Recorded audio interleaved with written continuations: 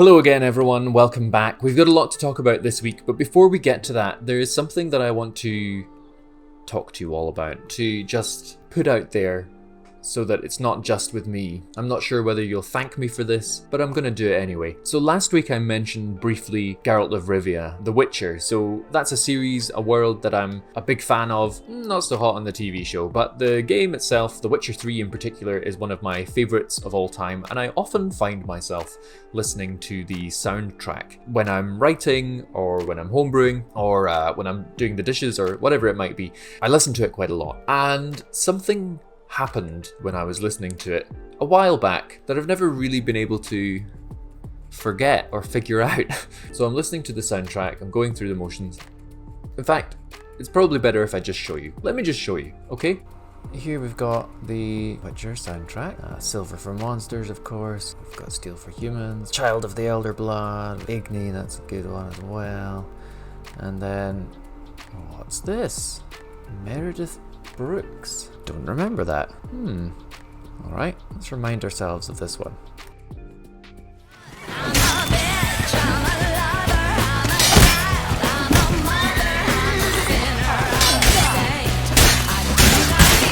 That's enough. I mean, how did that happen? What's the story there? Is it supposed to be there? Is it a mistake? Are they just trolling? What happened? Is that in the game somewhere? Somehow? And I just don't know about it? If that's the case, I would kind of love that. But I seriously doubt it. Anyway, now you know that is there, and you can live with that knowledge along with me. So you're welcome. Anyway, so this week we're talking about how to actually start building your idea and figuring out where it fits in your game. So we're going to use an example to help illustrate this. Last week I played a little bit of League of Legends for the first time in a while, and I sort of got back into it. So I'm going to take the character that I played as our model. His name is Yorick, the Shepherd of Souls, and he's pretty much the only character that I know how to play as. He's got a shovel, some little ghoul guys that you can see there, some sort of misty stuff, and a scary undead lady friend. Using Yorick here, we'll look at my method for starting to build different elements of Homebrew. As usual, we'll be talking mostly about D&D 5e here, but a lot of this is pretty neatly transferable to other TTRPG systems. By the way, if there are any other TTRPG systems that you'd like to hear about in particular, let me know. I'm quite familiar with a few of the big ones, and even if I haven't heard of your favorite, I'm always interested in what else is out there, so I might take a look and talk about it in a later video. Also, the YouTube gremlins seem to like it when you comment, so I'm encouraging you to do that more.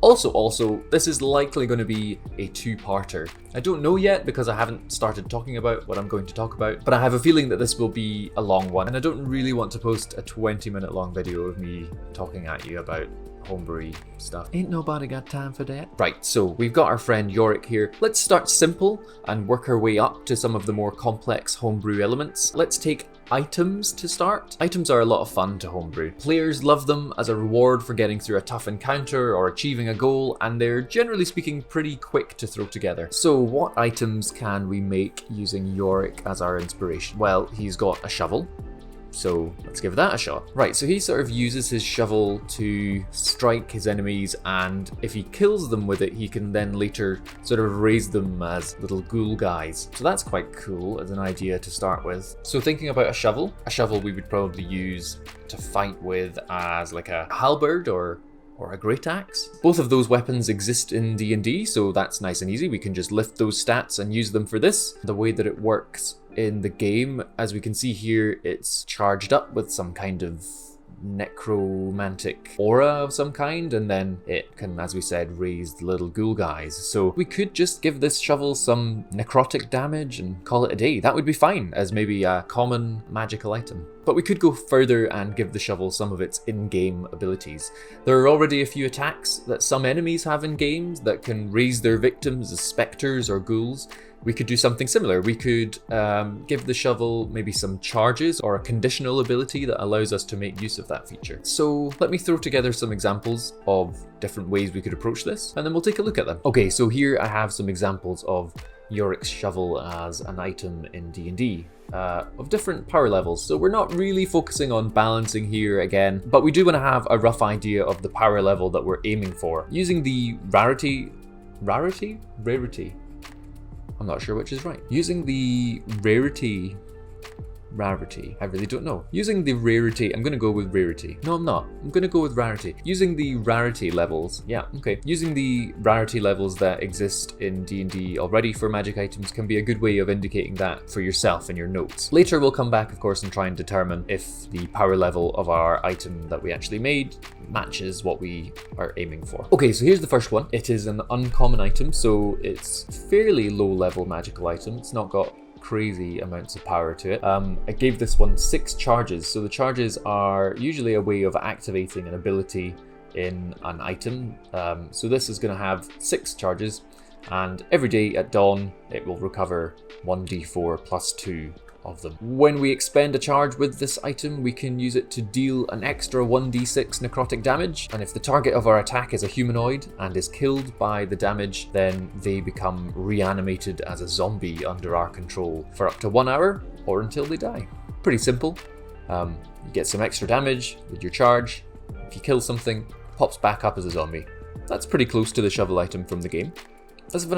Let's have a look at another one. Okay, so this one works on a save basis. So this shovel deals an extra 1d6 damage on hit all the time, but the target has to make a constitution save, and on a failed save, they become shrouded in that mist that we can see that's emanating from the shovel in the game. And they become vulnerable to necrotic damage from our attacks until the end of our next turn. Now we could change the value of that constitution save to be higher or lower depending on how difficult we want to make the save for our enemy and how powerful we want the item to actually be. And what this means is that the creature that we're attacking will take double damage from all of our 1d6 necrotic damage that we do to them. If we kill the target with the shovel while they are affected by this mist and they are a humanoid, they are then raised as a ghoul under our control for up to 1 hour. The ghoul and the zombie are two pretty simple undead creatures, but the ghoul is a little bit more powerful than the zombie. So that's another thing that we can tweak as we go back and look at balancing. We can try to determine if ghouls which have a CR of 1, which is their challenge rating, it's a sort of indicator of their power, if they're too powerful for the item or the ability. If they're too powerful for the item, or if maybe we want to impose a further restriction to the use of the ability on the item, or if we want to give the ability, or if we want to beef up the ability, or if we want to beef up the item a little bit more and have it so that we can have a whole little gang of ghoul guys, which is a little bit more close to what's in the game. It doesn't hurt to start thinking about all this stuff now, but don't mire yourself in the numbers and the dice rolls until you actually know what you want the end result to be. So going back to our shovels, another way we could do this is on a critical hit. So when we roll a natural 20, the shovel deals an extra 2d6 necrotic damage, and if the target is a humanoid and was killed, then they are raised as a ghoul under your control again for up to an hour. Now you might notice that in all of those items I've added the stipulation that the target of the attack that raises them as a little ghoul guy has to be humanoid. That's another thing that we could change. So we could make it that there is no such restriction, and that it doesn't matter whether you hit a goblin or a dragon with your attack. Either way, if you kill them, you'll get a little ghoul guy.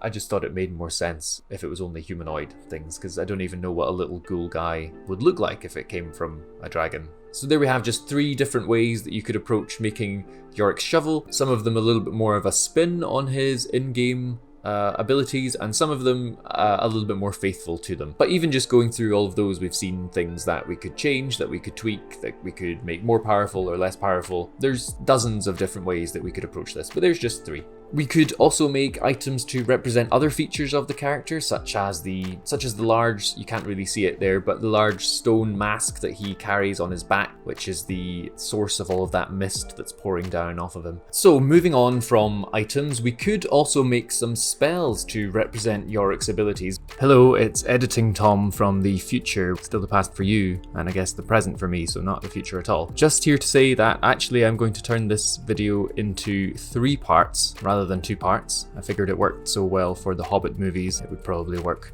just fine for me. Next time we'll talk about spells. I'll homebrew a few of those, and then the video after that will be about homebrewing for classes and subclasses. Next time, hopefully my chroma key screen will have arrived. I don't know what I'm going to do with it, but at the very least you won't have to stare at this corner of my living room and a stack of CDs and Jenga, a bunch of dead plants. I don't think they're dead, I think they're just...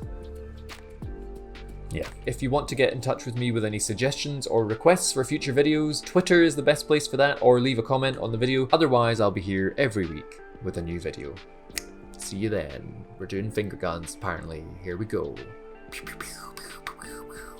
Wow. I'm a mother, I'm a sinner, I'm a saint. That's enough.